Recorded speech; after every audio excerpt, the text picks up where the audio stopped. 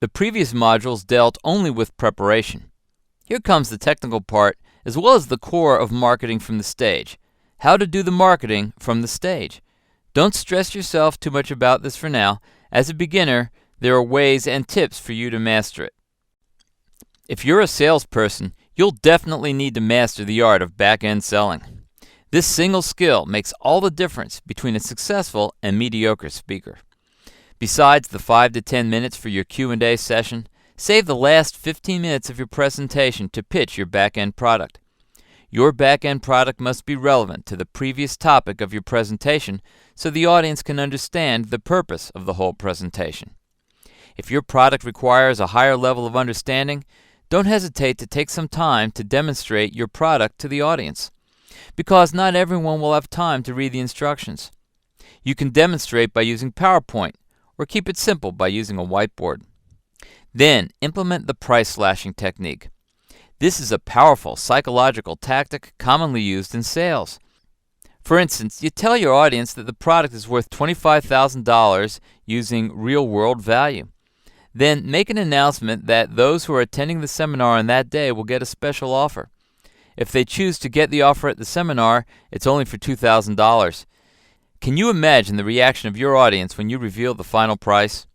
It will be an irresistible offer to them. The scarcity technique can be used alongside the price slashing technique. Right after you announce the offer of $2,000 to the audience, drop another bomb by saying that it's only limited to the first 15 people who sign up.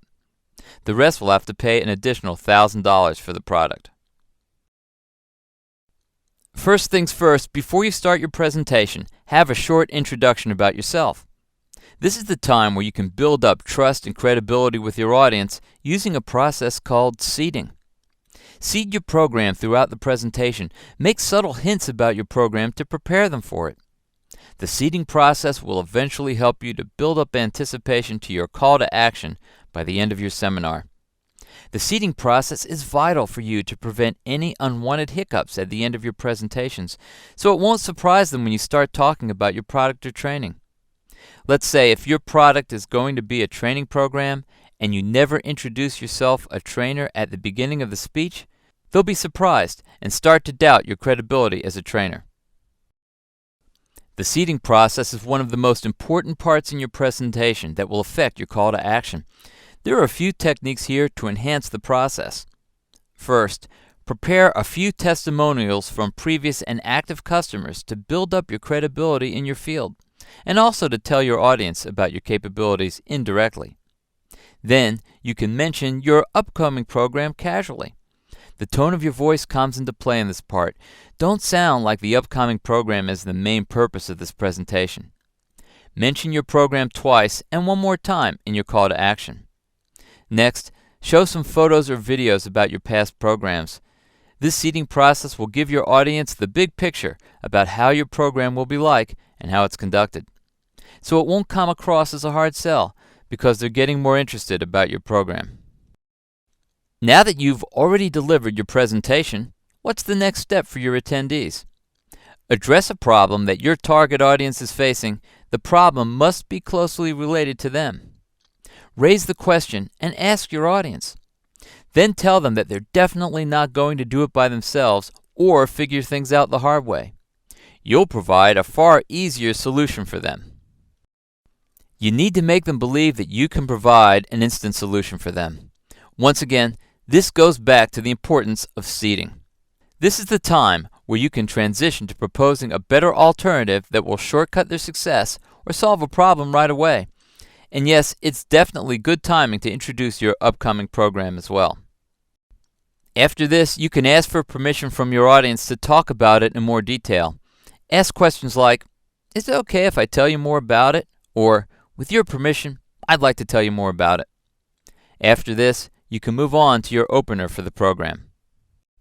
Inform your audience about the date and time, location, and details of your training program in the opener. You can summarize your program by informing them about the outcomes. Tell them what they'll get or learn in the program. Here's one thing to take note of. Don't give specific dates or locations. You can always update them once you've finalized everything. Features tell and benefits sell. A successful presentation not only informs your audience how good your product is, it also describes how your product can help them solve their problem. Emphasize benefits, not features. For instance, if you're talking about improving the performance of your personal computer, instead of talking about 8 gigabytes of RAM, tell them what they get out of it. Talk about the speed of their personal computer once they've installed the 8 gigabytes of RAM. Unfortunately, most public speakers overlook this. They explain the features of the product, but forget to tell the audience how it benefits them. This is not to say that features are not important. Without the features of the product, you cannot relate them to the benefits.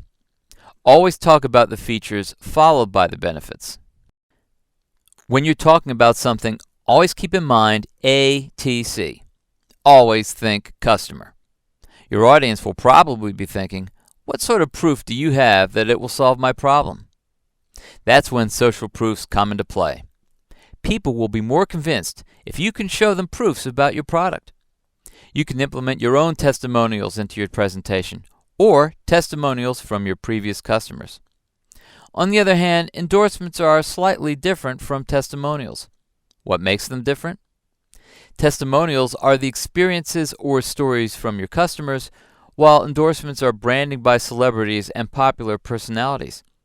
They might not even have used your product, but they're showing you support and telling the general public that you have credibility. The next marketing skill you need to know is the price slashing technique. If you recall the last few modules, you might have heard of this term. But let us have a look at it once again, and you'll know how this technique can help you in marketing from the stage. There's a procedure for this technique. Do the build-up, tell your final price, and implement the scarcity factor. These procedures help you to build up the atmosphere across the room, and finally create an irresistible temptation for your audience to answer your call to action. To do the build-up, you'll need a demonstration in PowerPoint or a whiteboard. List out all the products and the price accordingly. Then, while you're pitching your latest offer, slash the price for each product in a slow pace. This is a psychological tactic where by the time you're slashing your price, the emotions of your audience are tackled. Then, tell your final price. This is the main action which creates the irresistible temptation for your audience. People always love discounts. When you tell them the final price is actually worth much less than the real-world value, they'll be tempted. At the same time, implement the scarcity factor. Bear in mind, people love limited editions. When you inform your audience that the offer is only limited to 50 people, they're more likely to be tempted. Call to action is a term that's been mentioned many times in this course. That's because your speech will be nothing without a call to action, and it's worthless without a successful call to action. This is the step when you get people to act after your speech. Besides the price slashing technique, you can drop a final bomb to the audience to move them into the call to action. Fast action bonuses and guarantees. For fast action bonuses, you'll provide additional bonuses if they take action to join your program only today in the seminar. CDs or DVDs, memberships, merchandise, and the best bonuses will be the certificates. Guarantees are another technique, but it's an optional technique for you. You can offer a guarantee or a full refund if the program is not up to their expectation, but only on the first day of training.